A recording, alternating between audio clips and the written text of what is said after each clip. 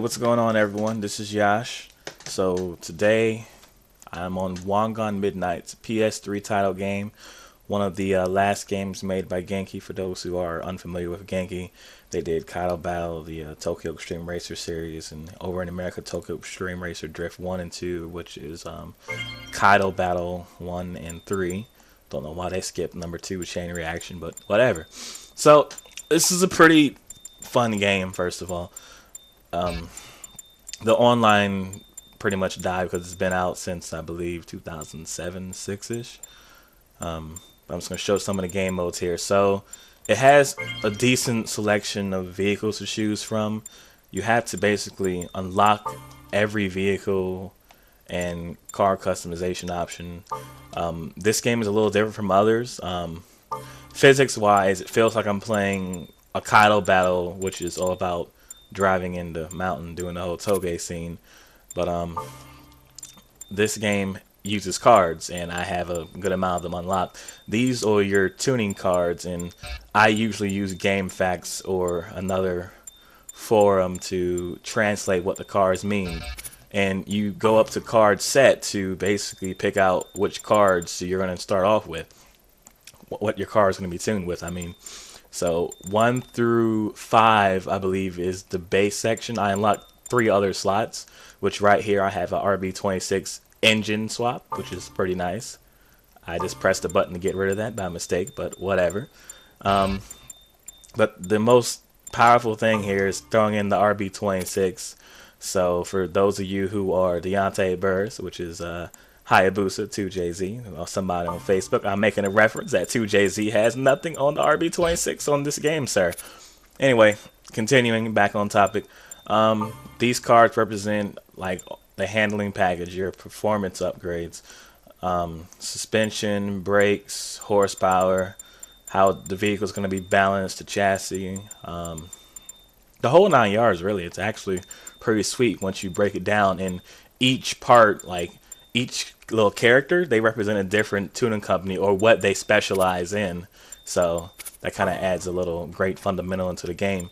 Now, unlocking these cars, yeah, I don't even know where to start with that. It can be very annoying. Like the main characters up here, the 8 characters, they're pretty simple to unlock, but there's different versions that you want to unlock. And these cars right here that I'm highlighting right now, these are from Import Tuner Challenge, the whole Tokyo Extreme Racer series. They were the hardest to unlock, and they're not really that great on the Wangan. The Supra is with an RB26 engine, but they're not really all that great.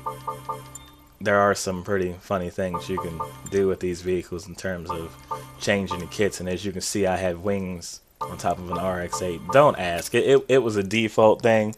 I was messing around in some other videos, but the real thing to unlock most of these cards and everything, you have to go into the story mode, and there's a little something called, you have to get a platinum. Now most people, I don't know, use different terms for getting the highest rank in a mission, but on this particular game, because I know a lot of people have been struggling through the story mode, all you have to do really is just don't worry about becoming perfect on the first try. Just go through each little individual mission, and wow, I have all plats there, it's cute. Go through each individual mission and just go ahead and run them through and get whatever highest rank you can, because you can always go back and redo that mission and get a higher grade with better performance parts, of course. And also to unlock the cars, like there's extra ones on the bottom slots that aren't the main characters. You would go do survival mode. There's 3 settings. I think there's easy, normal, and hard, or something like that. The first one you're on C1 loop, second one you're forgot the section, the third one you're on the Wangan. Like how I forgot the section. Oh well. I'm gonna do a quick race here now, stopping the chatter. So I'm gonna choose, I'm not sure yet, I think I'm gonna use K. I think that's his name, or is it Key? K, whatever. I'll drive that Serpa. So I was talking trash about Supers, I'll drive one with an RB26. The only time I drive a Supra. Let me stop. I'm so wrong. I'm so wrong for this. I'm gonna get so much hate from a specific person for this trolling I'm doing. Let's see here. Very huge wing. I'm gonna go with this. Look at that little lip there. Little fish wing. And what this is, carbon fiber. Yup. You leave my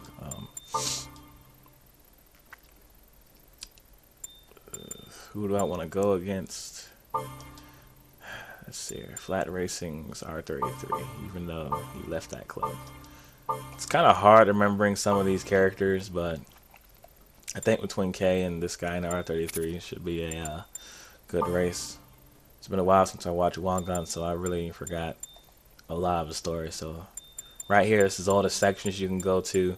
Unlike Import Tuner Challenge from the 360, which gives you C1, this section, which I forgot, and then a few others, this game actually gives you the whole Wangan, hence the name Wangan Midnight. So that's one thing I'm happy about. Again, physics are like Kaido battles, so don't expect too much, but I do have a lot of power. No, seriously. A lot of power. Too much power. 1,500 horsepower. A lot of power. Alright, so here we go. Full throttling right now. I'm not using overboost. Well, that's another thing I like about this game is you can choose how much boost you're pushing out, like how many pounds. So that's the great thing right now. So if I press in on my left thumbstick, you're going to see the boost gauge turn red. And now I'm really boosting. In fact, I'm overboosting. We're at 400 kilometers per hour. Let's say 400 kilometers per hour. What am I talking about? I was thinking of Top Gear and trying to copy somebody in the freaking European accent. That was my mistake there, huh? Whatever. It's all fun. So, I can't think about how to transfer kilometers to miles per hour, so I'm just going to say I'm going very fast right now. I'm not full throttling. There's a few more things I can talk about in this game that I do like. So, it's not just the boosting right there. It is the whole 9 yards of your engine can burst, so you don't completely hold down the accelerator. You don't give it full throttle all the time, because if you do, here we go. I'm going to keep holding down the gas. You're going to see that blue bar is building up. Now, it'll build up for quite some time, but I have engine parts that makes it last a little bit longer. You see it's turning into red. That's the smoke coming from out the exhaust, so you can blow your engine in this game, which I think is pretty cool. But again, I have like so many parts thrown into this thing. I don't know what this car can do stock with it. 2JZ 2JZ in it. I'm so wrong. So another thing about the AI in the game, they're not that smart. I mean, when you do the story mode, of course it's hard to win right off the bat, but when you go against the computer, I don't think the artificial intelligence here was built that great. Sometimes they just stay in one lane and they don't switch over and they crash right in the back of a random traffic car. It's kind of funny. The Wangan, for the most part, you don't have to worry about all that. When you go to C1 loop or other section and there's cornering involved, they just run into the back of someone. And I'm just going to sit here and follow R33 for a while.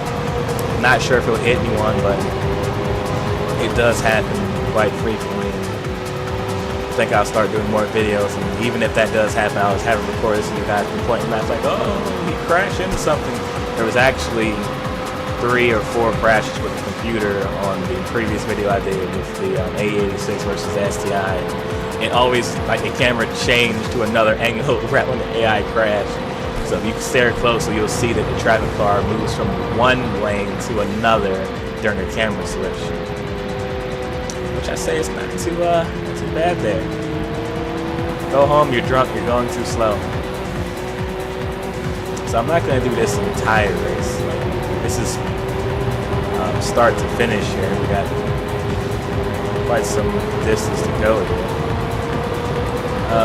I'd say this is a pretty fun game online. You can do 4-player races. There's no traffic online, which I think is the downfall.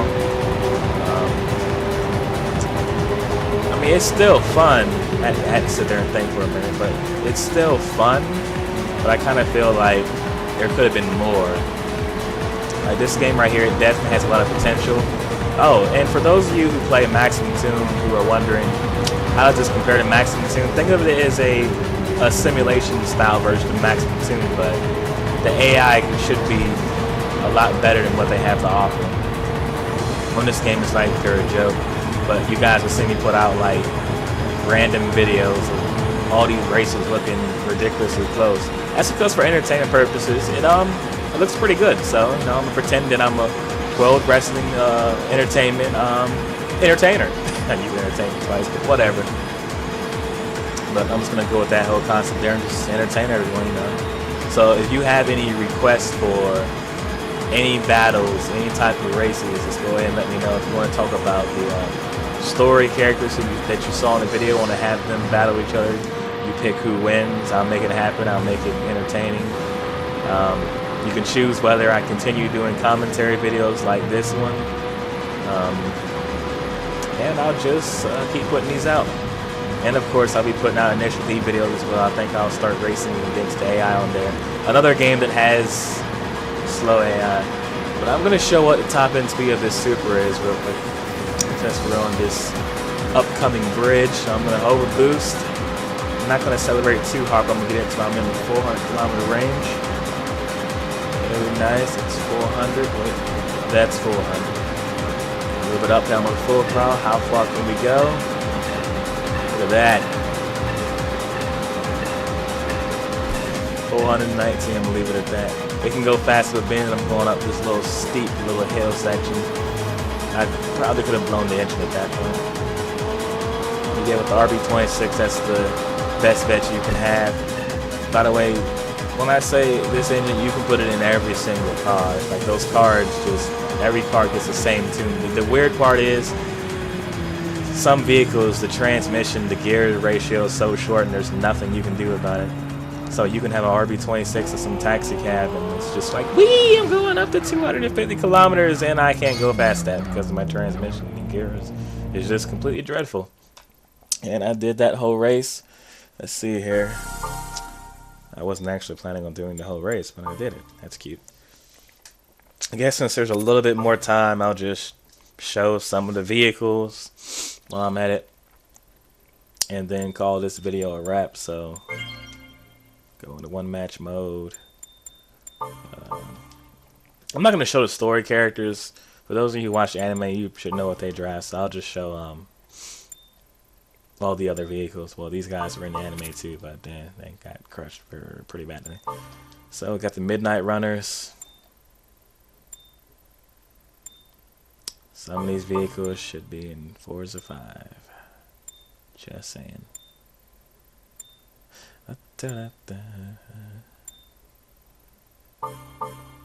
Ignore that wing. Just ignore that wing. Was not sure what I was doing there. Okay, memories.